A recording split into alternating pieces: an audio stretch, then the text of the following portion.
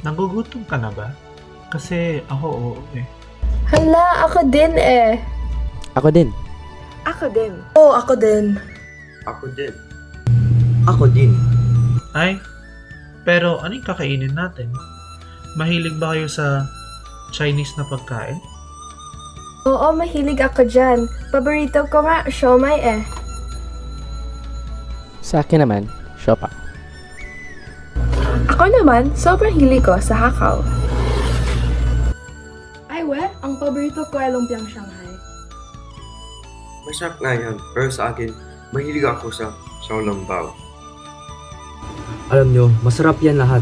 Pero ang pinakamasarap para sa akin, ang Chinoy fried chicken na tikman ko sa Binondo.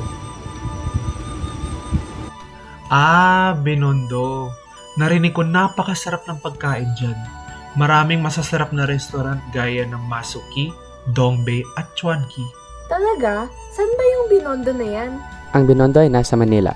Malapit ito sa Intramuros. Isa ito sa pinakamatandang lugar sa Pilipinas dahil itinayo ito nung panahon pa ng Kastila.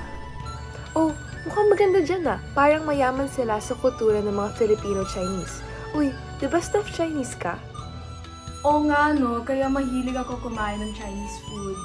Kaso hindi pa ako nakapuntang Binondo buong buhay ko. Uy, ako din. Palagi ko nga nakikita yan sa social media eh. Parang napaka-authentic ng kanilang mga itinitinda na pagkain dahil talagang Filipino-Chinese ang nagbebenta at nagluluto doon. Yun nga eh, kapag nakapunta ka raw doon sa Binondo, parang pumunta ka na rin sa mismong Sina dahil kitang-kita ang kanilang kultura. Hala, pinag-uusapan pa lang natin, natatakam na ako kumain ng Chinoy fried chicken sa Chuanki. O edi, anong pang hinihintay natin?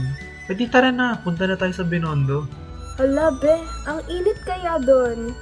Ah, oo nga pala. Edi, panoorin nyo lang aming vlogumentaryo tungkol sa pagkain Chinoy sa Binondo at ang kultura nito.